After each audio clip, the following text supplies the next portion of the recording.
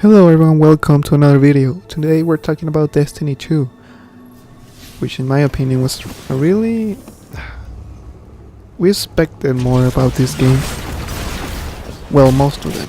I honestly did not expect a lot. I knew it was going to be the same thing from gameplay I saw and the trailers I saw.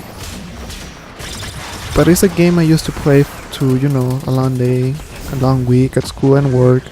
Just want to sit down, go kill some aliens, collect some loot, right? But then I discovered Diablo 3 Reaper of Souls on the PlayStation 4, and that thing is pretty much the same thing, but more fun. I'm a level 64 Crusader already. I'm about to kill the death. Or I guess you're gonna kill... I don't know how you kill death, but anyway, coming back to Destiny 2. Destiny 2. I know there's been games that will costing more than $60, because if you're gonna get Destiny 2, you have to have the DLC. Otherwise, you won't have fun at all. There's no point. The base game itself is obsolete by the point the DLC comes out. Light level goes up and so on. There's still, for some reason, trying to figure out the Crucible. I believe. Don't count me on this one. Destiny 1 was different per se, such as the guns. Sure, you have more power, but they're more balanced than PvP. Than PvE. Here, no. So they're making some really weird decisions. I don't know why. But as we can see from the gameplay, there's no difference. Only difference is you don't get your Sparrow until you're level... I want to say... level 20. And that's... I believe I have to do some missions? No, I'm not sure. No, I don't think you do missions. I don't even remember. So yeah. I played Destiny 1 using my videos. I like Destiny 1. It was something different. Yeah, Borderlands 2 and Borderlands 1 is the same principle. But I don't know, this had some sci-fi take on it, which I like. I like sci-fi. I like the soundtrack, I like the story, even though the lore was mostly behind those lore cards. I did not read, but there's some cool YouTubers, I'm pretty sure you know which ones, that cover it to an extent that you can understand it and that you're more in love with Destiny. Here, there's no lore. Or maybe there is. See, I don't even care at this point. I was expecting something else, but I got a weird vibe. I don't know if because it's Bungie, but I got this vibe that I was playing Halo 2. No, don't get me wrong. Halo 2 is a cool game. It's a totally different game from Halo 1. This one, not really. Other than the cute graphics, your ghost talking more ghosty, I guess. Cade being more Cade. There's really not a lot of difference in it. Now, remember the shaders? That's really my problem, but once you start playing it, the game, such as, until you're like, I don't know what level I'm level 30, I don't even know. I know I have the DLC, so I'm at the highest level and the highest, not the highest level, but my character level. You start getting to, you start to hoard a lot of shaders. So for me, it was not really the case. I don't really care. I just dressed it blue. So there's that. In terms of guns, the new loot.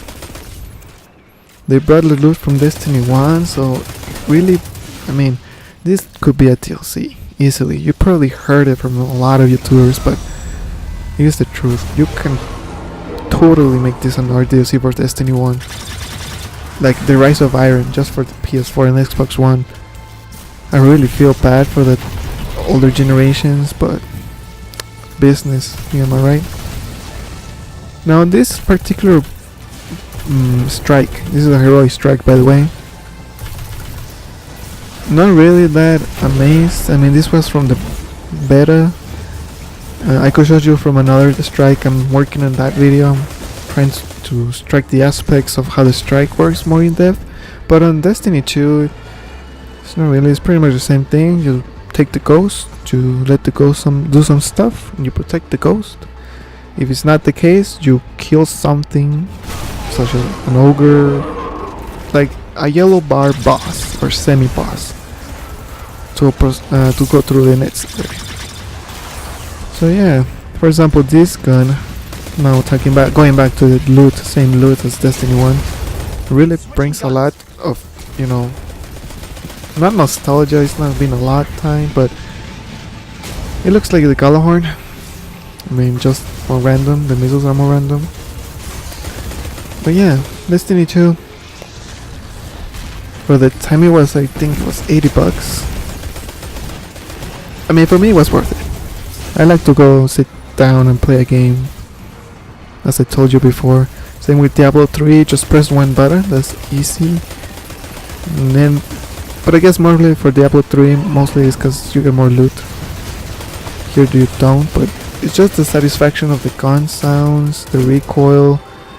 I don't know, because you expect it, like the boss or the enemies to how they act. So I guess that's that sense of getting to know it, the game, so you can actually play it like how you want to play it, because you know what they're gonna do. Yeah, I guess that's it. I'm not really sure. But yes, I'm telling you, don't buy it. I mean, if you're from Destiny 1, you're probably biased just as me. But I would save those bucks, that money. I mean, I prefer Star Wars Battlefront 2, and I know the yada yada yada about the EA loot crates. I honestly don't care because I don't play as a hero. I prefer to play as a trooper. But I know what you mean. I've been playing and I get killed by this Darth Maul or whichever boss, and they have purple cards here and there, so it's pretty much impossible to kill them. But yeah, and I mean they did a good job in Battlefront 2 with the audio. I like the audio. They say it's like Battlefront 1, but I really don't feel it the same way about it. In terms of Destiny 2, the soundtrack is way more better. Absolutely more better. I'm about to die here. I'm pretty sure I'm about to die. I don't even remember. No, wow, look at me. So, oh my goodness. Oh my goodness. Yeah, I'm about to die. Here's when I went like all blazing guns, like a screw it. But I didn't die. I mean, I guess that's it for everything. I mean, I don't have anything else to say about this game. Other than, I've seen it on sales for $40, $60. At that price point, if you're on PS4, I would buy Horizon Zero Dawn. Or The Witcher 3. I mean, I love those types of games where your story embrace. It makes sense what you're doing, and you had the ability to do something totally different against that story. Whereas here, you're stuck to the story. It's an RPG. But not really an RPG. It's just an MMORPG. MMORPG. So yeah. Yeah, that's it. Alright guys, I'll see you next time. If you want to subscribe, you want to comment something, go ahead and post it in the comments down below. We can discuss about it. Follow me on Twitter. I left my Twitter handle or my Twitter username on the last video. So yeah, make sure to follow me so we can get a bunch of discussion. Thank you guys. I hope to see you in the next video. Goodbye.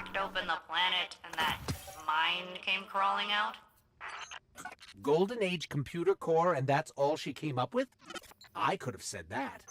If you'd like my insight, I filed an after-action report complete with 433 tactical notes. I win.